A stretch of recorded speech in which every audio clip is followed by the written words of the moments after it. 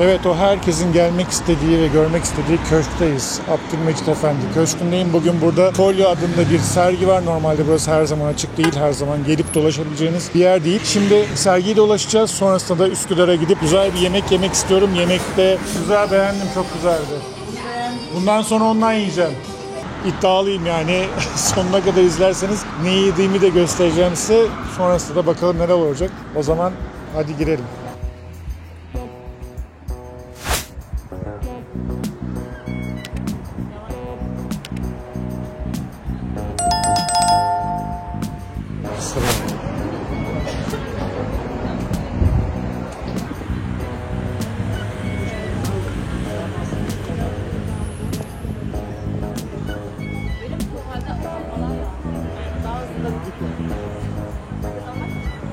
Evet, buraya geldiğinizde yanınıza su, makyaj malzemesi getirmeyin, içeriye almıyorlar.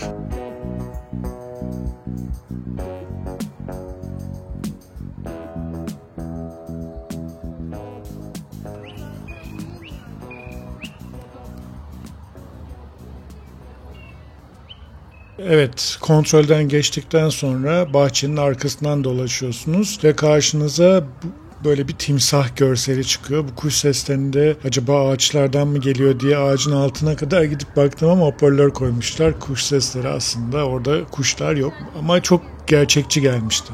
Şimdi köşkün etrafından dönerek giriş kapısına doğru ilerleyeceğiz ama bu süreçte de bahçenin içerisinde gerçekten çok etkileniyorsunuz. Çünkü çok güzel bir bahçesi var ve köşkün etrafından dolaşmak da ayrıca görsel olarak gördüğünüz gibi gerçekten insanı etkiliyor. Hemen kenarda da bu görmüş olduğunuz heykellerle karşılaşıyorsunuz ve çok güzel de aslında yapay küçük böyle göl de demeyeyim de küçük havuzcukları var.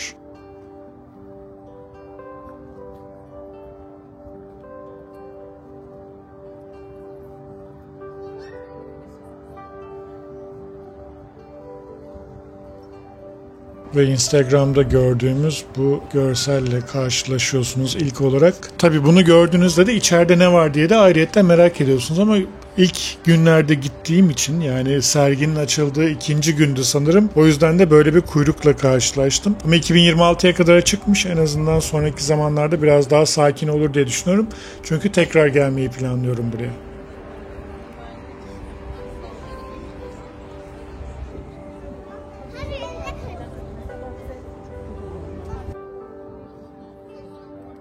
Evet, gördüğünüz gibi kuyruk yaklaşık olarak şöyle söyleyeyim. Herhalde ben içeri girmek için 1 saat falan bu kuyrukta bekledim. Çünkü içeriye 5-5 alıyorlar, 6-6 alıyorlar.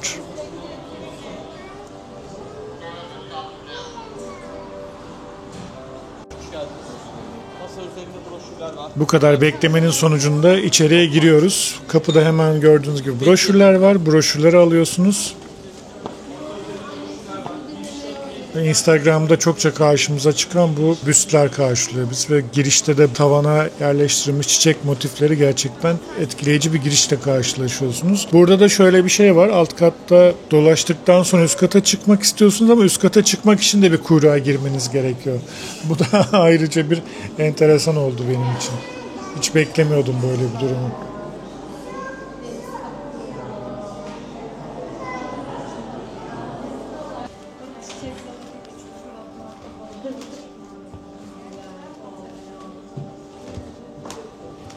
O kadar çok sanat eseri var ki hangisine bakacağınızı karar veremiyorsunuz. Bir de çok kalabalık olduğu için içeride de çok fazla durmanıza müsaade etmiyorlar. Bir an önce gelip çıkmanız lazım. O süreçte de aslında çok böyle gerçek anlamda sindire sindire göremiyorsunuz, bakamıyorsunuz eserlere.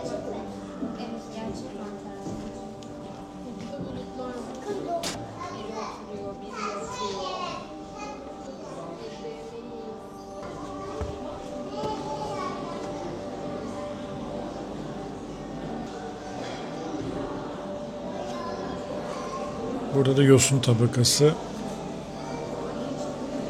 Bu da influencerların çok canı kullandığı şey. Bu da şöyle bir şey var. Şimdi girişte ben bu broşürü aldım. Neyin nerede olduğunu gösteriyor ama önce bunu da bakalım. Bu da natürmort bir çalışmaymış. Mermerle ahşaptan bir geyik çalışması. Bunu anlayana kadar canım çıktı. Çünkü broşürlerde numaralar var ama neyin nerede olduğunu bulmakta gerçekten zorlanıyorsunuz. Bence o konuda biraz daha anlaşılır yapabilirlerdi. Yani her eserin önüne bir numara koysalardı da o numaraya bakarak bulsaydık da ne olduğunu görseydik daha etkileyici olurdu, daha güzel olurdu. Bu da çok etkiledi beni. Game of Thrones'dayım gibi hissettim kendimi. Biraz böyle bir kafamda öyle bir hayal kurdum. Güzel bir çalışma olmuş. Ve kartondan yapmışlar bunu. Dediğim gibi yani hangi çalışmanın hangi eserin ne olduğunu bulmakta zorlanıyorsun. Bir de bulduğun zaman da bu katalogda sadece eser hakkında kısacık bir şey yapmışlar. Yani eserin ne olduğunu, neye hitap ettiğini, bu sanatçı burada ne anlatmak istemiş, bunları çok da bir açıklama yapmamışlar. Sadece eserin ismi, kimin eseri olduğu ve nereden geldiği ile alakalı bir kısa açıklama yapmışlar. Ben broşürlerde daha detaylı bir şey bekliyordum.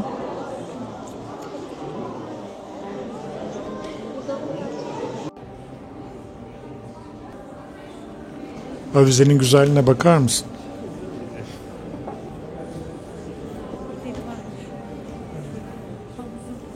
Evet, alt katta da üst kata çıkmak için bekledikten sonra üst kata çıkıyoruz.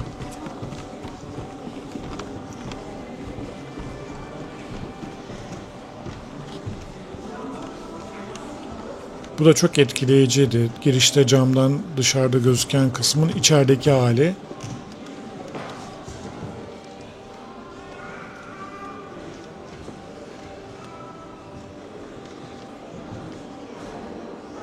Üst katta da çok renkli bir salona giriyorsunuz.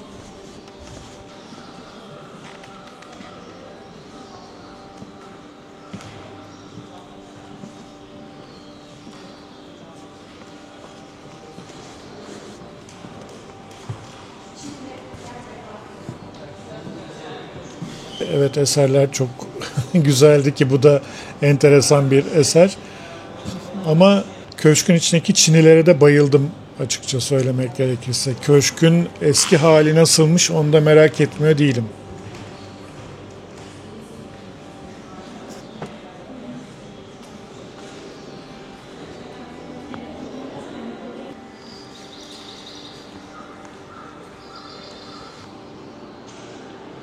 Burada da çok güzel bir alan yapmışlar ama dediğim gibi çok kalabalık olduğu için içeride oturup böyle doya doya fark edemiyorsunuz bir şeyler ve burası da çok hoşuma giden kısımlardan bir tanesi ışıklarla canlandırılmış bir görsel. Dışarıdan içeriye girdiğinizde de kendinizi değişik bir atmosferde hissediyorsunuz.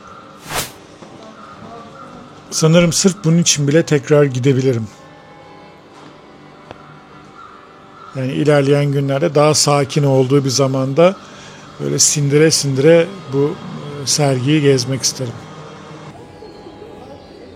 Bu arada ben zaten köşkün içine bayıldım. Yani köşke bayıldım.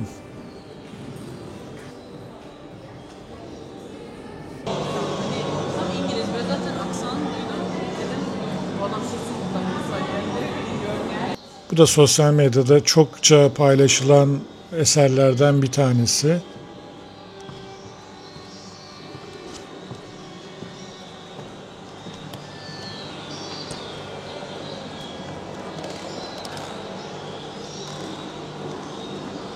Baktığınız zaman aslında sanatı teknolojiyle de birleştirmişler. Hem görsel, ışık, ses hepsini bir arada görebiliyorsunuz aslında. Burası da çok hoşuma giden yerlerden bir tanesiydi.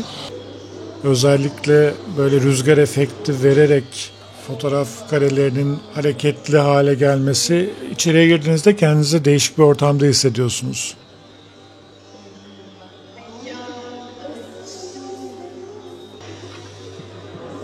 Vallahi burada da biraz şaşırmadım değil.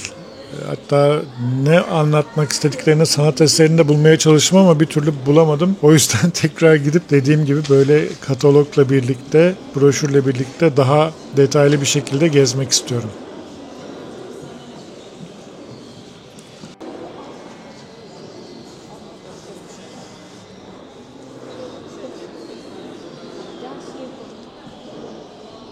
Bu köşkü gezerken de açıkçası bu tavan, bu avizeler, bu etraftaki süslemeleri gördükçe eskiden nasıl yaşıyorlarmış hep onu merak ediyorum. Evet, şimdi üst katta işimiz bitti. Hızlı bir şekilde alt kata inip sonra da köşkten çıkacağız.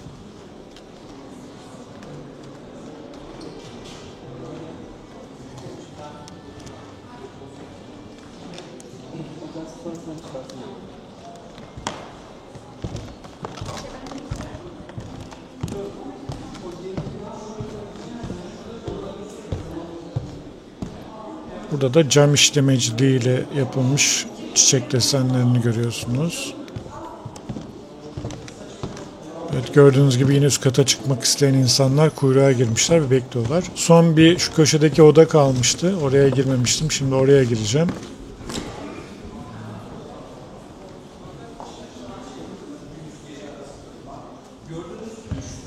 Burada daha fazla seramik Mars ve tropikal otoportre. En aşağıdaki tropikal olmak üzere. Burası Camille Roche'ye ait. Girişteki aslında eğrelti otu da ona ait. Resimleri görüyoruz. Çok önemli. Bir sürprizi var. Çok hoş. Hatta çok sevdiğim güzel bir taş. Bunlar aynı. Tıpkı burası gibi. Burası anlatılmış. Bu portreye de baktığımda uzaktan birisine benzettim. Siz de benzettiniz mi acaba? Yani herkesin tanıdığı birisi. Evet.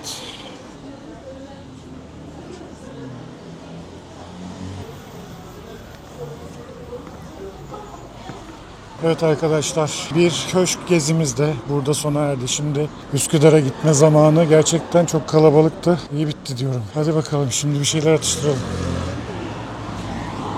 Kolay gelsin.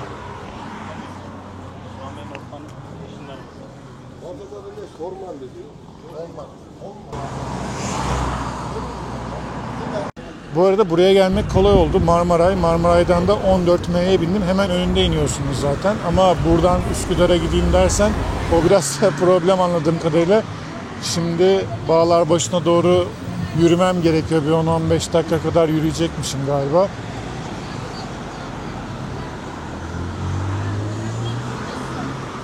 Sonra Üsküdar'a gideceğim. Buraya gelmeyi planlayanlar varsa bunu göz önüne alsınlar.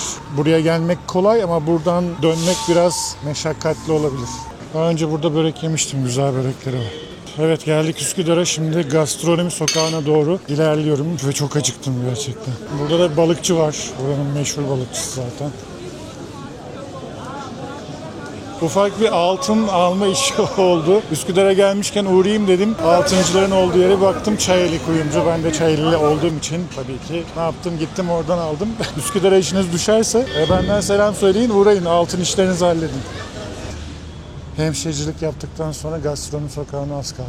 Bu arada gastronomi sokağına bu Valide-i Cedid Camii'nin içinden geçiyorum. Bununla alakalı Üsküdar vlogumu seyretmediyseniz muhakkak seyredin.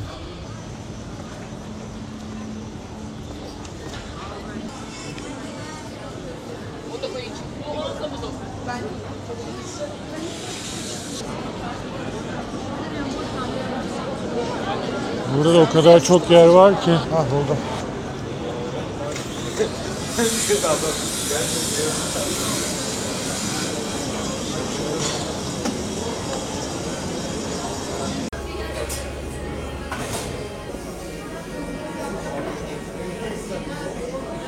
İçecek olarak da soğuk şeftali çaya tercih ettim. Bunu da kendileri yapıyorlarmış. Özellikle tavsiye ettiler. Bunun da lezzetine gerçekten çok bayıldım. Patates de varmış bunda. Afiyet olsun. Teşekkürler. Evet, gördüğünüz gibi ikili taso tavuk aldım. Üzeri ballı hardal sos, koleslav, çıtır patates ve bufalo sosla geliyor ki çıtır patatesler zaten ısırdığınızda sesini duyuyorsunuz. Çıtır çıtır böyle acayip bir lezzeti var. Sonrasında da tavsiye üzerine truflu chicken burger aldım. İlk defa yiyeceğim. Bakalım beğenecek miyim? Tavuk üzeri truf mayonez, Alman turşusu, cheddar peyniri, mor koleslav marul ve patates kızartması ile birlikte geliyor. Tasodaki tavuk sosis kendi imalatları. Önce takoları yiyeyim ki soğumasınlar. Bu arada çıtır çıtır sesi geliyor.